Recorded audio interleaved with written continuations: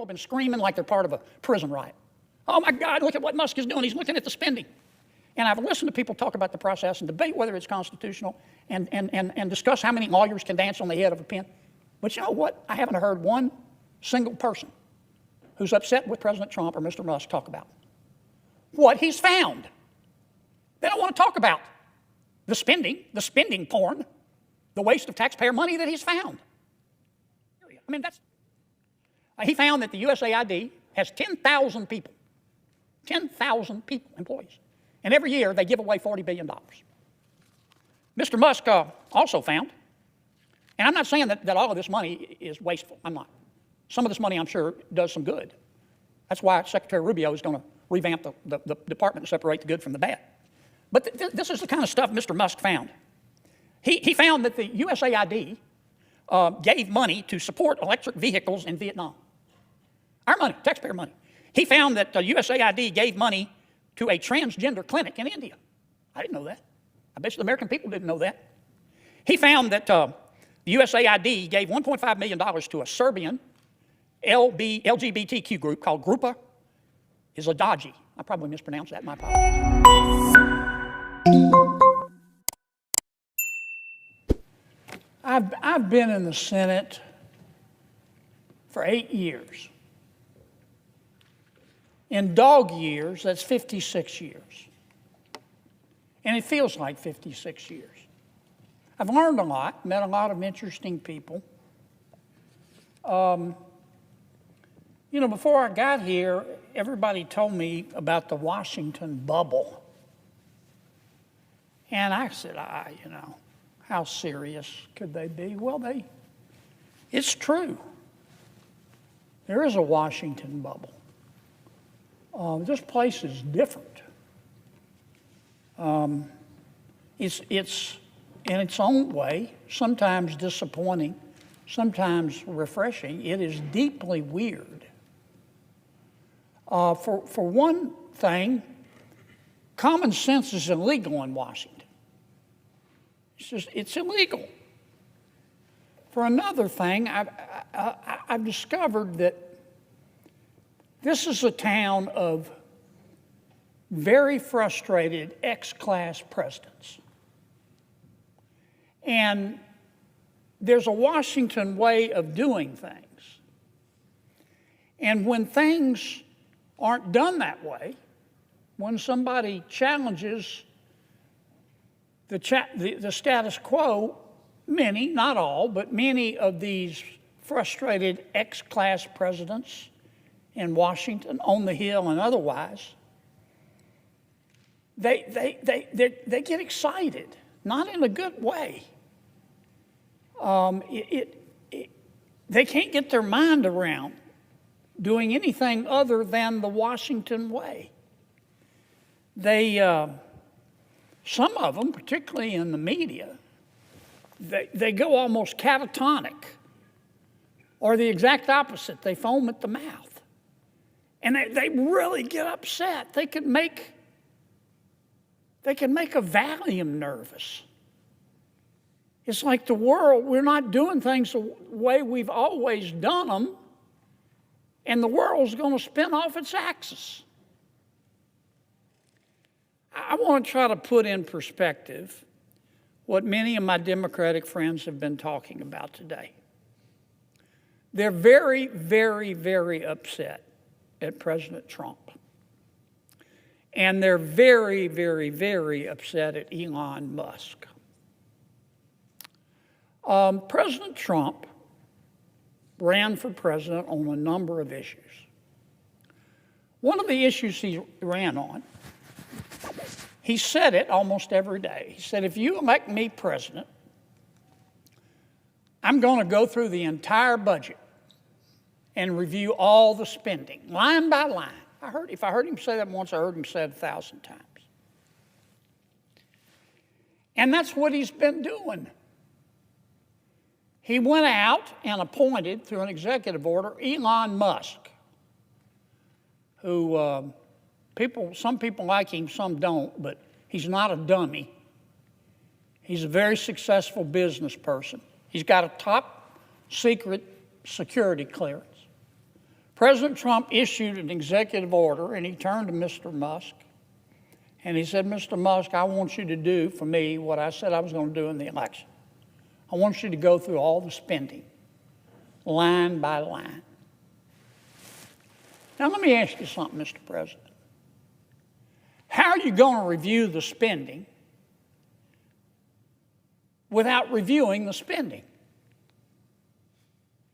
How are you going to audit the spending by an agency without auditing the agency? That's what I mean when I say common sense is illegal in Washington, D.C. That's what Mr. Musk is doing. He's put together a crackerjack team, and they're going through everybody's spending line by line, item by item. And my Democratic colleagues are very, very, very upset. And they've been very eloquent. They've talked about the process, and President Trump's executive order supposedly violates the Constitution. And they've accused Mr. Musk of having conflicts of interest. And so I've heard people say he's sitting over there with a notepad, copying down everybody's Social Security number, and he's going to go use it to make money. I mean, people in this town, not just my Democratic colleagues, they're really upset. They've never had anybody question their spending. But that's what Mr. Musk is doing. But you know, I've listened. This has been going on for a week. People have been screaming like they're part of a prison riot. Oh my God, look at what Musk is doing. He's looking at the spending. And I've listened to people talk about the process and debate whether it's constitutional and discuss how many lawyers can dance on the head of a pin. But you know what? I haven't heard one single person who's upset with President Trump or Mr. Musk talk about what he's found. They don't want to talk about the spending porn, the waste of taxpayer money that he's found. I mean, that's the point of all this. I tell you who is interested: the American people. The people in America who get up every day and go to work and obey the law and pay their taxes and try to educate their kids and try to do the right thing by their kids and try to save a little money for retirement, and have had to live through 20% inflation under President Biden. They understand what Musk is doing. They understand spending porn and wasting taxpayer money. Now, Mr. Musk started with the USAID. That handles a lot of foreign aid for America. American people are very generous. In our country, you know, when you're homeless, we'll house you. When you're hungry, we'll feed you. In our country, when you're too poor to be sick, we'll pay for your doctor. And we send a lot of money overseas to help our world's neighbors. And the USAID is in charge, in large part, of that. But I'll tell you what Mr. Musk discovered. I find it fascinating. He discovered that the American taxpayers are giving money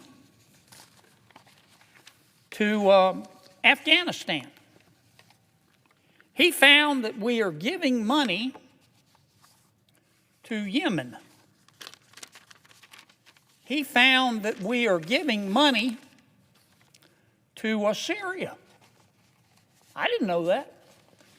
Some of our foreign aid is going to Yemen, Afghanistan, Syria.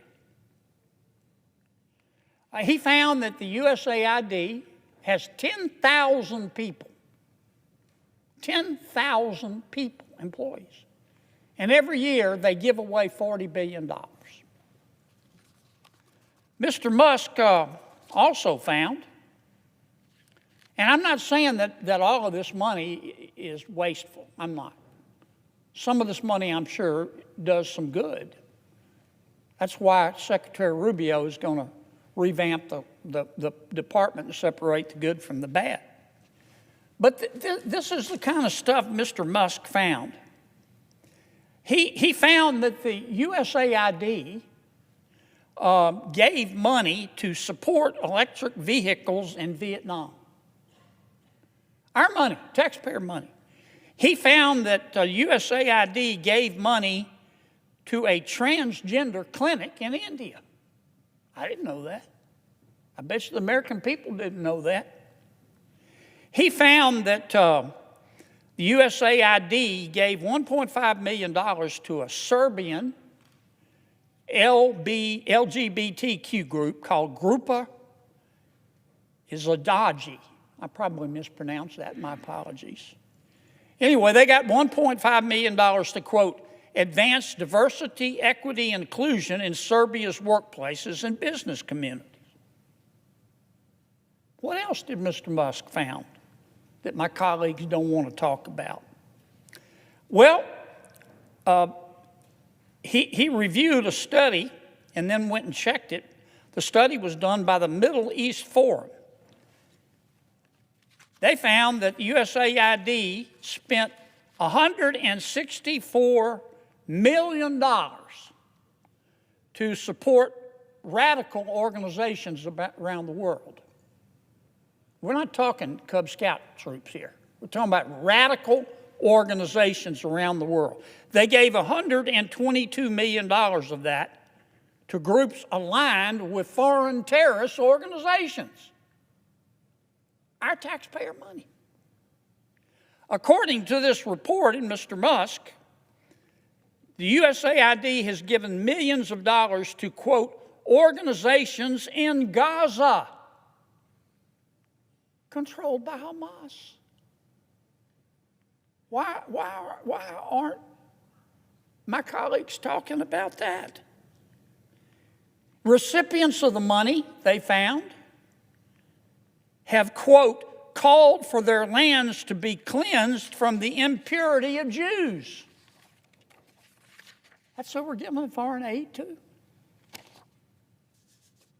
What else? I'm not going to spend my whole time talking about this, but nobody else is talking about it. They're just talking about the process and Mr. Musk, and he's a mean guy, and he shouldn't be looking at our spending. Well, he is. And I kind of find what he's found out interesting. He found that we gave $2 million, USAID did, for sex changes in Guatemala. He found that we gave $20 million to produce a new Sesame Street show in Iraq. He found that we gave $4.5 million of taxpayer money to combat disinformation in Kazakhstan. He found that we gave $10 million, USAID did, of meals to an al-Qaeda-linked terrorist group called the Nusra Front. Mr. Musk found that we gave $7.9 million of taxpayer money to a project that would teach Sri Lankan journalists to avoid binary gendered language. The USAID took $8 million and gave it to a bunch of journalists in Sri Lanka to teach them how to avoid binary gendered language. I don't know what the hell binary gendered language is. I think I do. You think most taxpayers would support that? Why aren't we talking about that? The USAID gave $1.5 million to promote LGBT advocacy in Jamaica. They gave $1.5 million to rebuild the Cuban media ecosystem. They gave $1.5 million for, quote, art for inclusion of people with disabilities in Belarus. Another $3.9 million for LGBT causes in Macedonia. $8.3 million for equity and inclusion education in Nepal. I could go all night.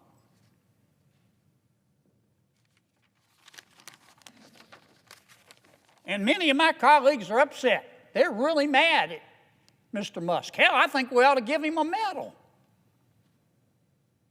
All he's doing is what President Trump said he was going to do. President Trump said he's going to audit the spending. So Trump goes and hires Musk, again with the top secret security clearance. Nobody can quibble with his intelligence. You know, the guy's as smart as Einstein's cousin. He's a very successful businessman. Some say he's the richest guy in the world. And he's doing the auditing. And man, he's finding a lot of stuff. I call it spending porn. Now, I'm not saying everything that USAID does is wasted, but I'm saying a lot of it is. A hell of a lot of it is. And we ought to be on the floor of this United States Senate thanking Mr. Musk. And we ought to be asking him to go through every agency and look at everybody's budget. Everybody's budget. That's what the American people want. They don't want to talk about process. They don't want to continue with the Washington way. They want to save some money. Now, let me tell you what's really going on here, too, Mr. President. For 4 years under President Biden, and for 8 years under President Obama, and I respect both of them. I don't hate anybody. I don't. When I say my prayers at night, one of the things I ask God, God, don't let me hate, because it's hard in Washington. Don't let me hate. I have all the respect in the world for President Biden and President Obama. Tough job. But between them, they spent 12 years in Washington, and presidents set the tone. They control the questions that are asked. And here's the question that President Obama and President Biden asked for 8 years. I heard it for 12 years. I heard it every single day. Who needs to pay more in taxes? Is it you? Is it you? Who needs to pay more in taxes? We need more money. Who needs to pony up more? That was the issue. But that's not the issue today. We have a new president. You know what the issue is today? What the hell happened to all the money? What the hell happened to all the money? And that's what Mr. Musk is finding out. That's all this is about. And I'm just shocked that my colleagues have decided that this is a hill they're going to die on. How can you look the American people in the eye and support this kind of waste? Support this kind of spending porn? I mean, the election to me made at least one thing clear, that the American people are sick and tired of people in Washington denying reality.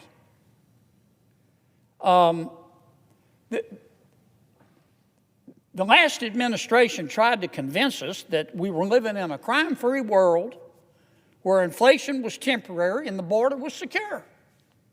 And the American people didn't buy it. You know why? Because it wasn't true. And the